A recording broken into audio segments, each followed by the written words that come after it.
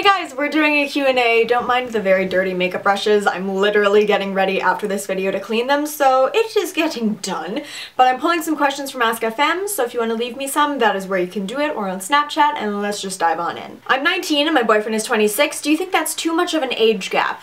No, I think as long as you're legal and there's no power imbalance, like someone is your professor or something, or your boss, then you're fine. How do you deal with being anxious constantly days before an event that's giving you anxiety? So like before finals, I'm a disaster. So I, first of all, make sure that I take normal steps, like I take my medication or I talk about what's making me anxious, but I also make sure I'm eating the right foods, I'm getting enough sleep, I'm drinking enough water, and I also can find it helpful to schedule a therapy appointment before these big events, a couple days before, just so I have that, I guess, booster session, right, where you kind of like get a refresh on the tools and on just some really good coping mechanisms. So I find that therapy can be really helpful, and obviously, of course, like talking about it is good, and I personally really appreciate self-talk. So, you know, I at least like touch my chest and I'm just like, okay, listen, you're gonna do fine. You've gone through finals before.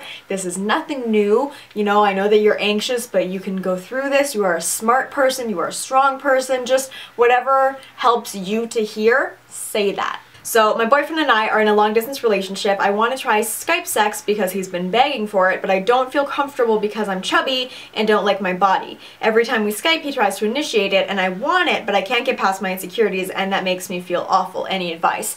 I really, and this is like such a weird piece of advice, but it really helps me to see myself more, and then I feel more comfortable with other people seeing me. So what I mean by that is, like, when I'm in my room, I'll shut my door so it's not like someone's gonna just walk into my room, but then I'll just like hang out in my bra and underwear. And I have these big mirrors here, right? And then also I'm like looking down and seeing my body, and I get more comfortable with it the more that I see it. If you live with somebody, you can just wear like shorts or kind of a crop top, but just get used to seeing your body. And that's something that I find makes me feel more comfortable. If anybody else has any tips, please leave them down below. But also talk about, you know, what's holding you back from this, because this is your partner. If you're going to get naked on camera for each other, you can talk about why you're a little bit hesitant to do it. But also, I would think about it as it's basically like you're in person, and as long as you've done this in person, Skype sex, I mean, it's even less, right? Because they can't touch you, and you can kind of play with the lighting and the angles and everything. So you could also practice your angles if that's something that's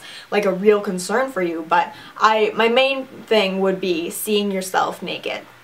You just get used to it, you know? How do you move out when you have a goal to, when you know at least one of your parents doesn't think it's a good idea, even though you're an adult and can move out? I think that you need to understand that your parents have opinions. They're not always going to agree with you, but if you're an adult, you've thought this through, you have the money to do it. Like, if you can stay home and save up money because you can't afford to move out, you don't have enough money for like the bills for the next couple months, like save up money. But if you're at a point where you're able to move out, move out. They can have negative opinions about it. That's their prerogative. They are absolutely like free to do that, but you're also a grown-up and you can leave if you want to leave. And let's end with this one. I recently went on a date with a girl who I did not like, and there was no romantic spark, but I do feel like she and I could be close friends because she was really cool. But once I told her I wasn't interested in a second date, she stopped responding to me. Should I keep trying? It's probably just that she's looking for a relationship, not more friends. Like, I am exactly the same way. If I'm going out on dates with people and there's no romantic spark, I don't need more friends. Like, I'm fine. Like, I've got my circle, she probably has her circle, you guys aren't gonna get into a relationship, so she doesn't want to waste her time, right? So I would just say stop trying. I mean, it's great that you want to be friends, but if she doesn't, that's valid. So that is where we're going to end this today. Thank you guys so much for watching. Thumbs up if you enjoyed. Leave me some questions. I just dropped my phone. Awesome! This video is going great with the vacuum sound and the dropping of the phone and the inability to speak and the very, very lightness coming to me. I just with the words, and I'm done now. So thank you for watching. I'll see you soon. Bye guys.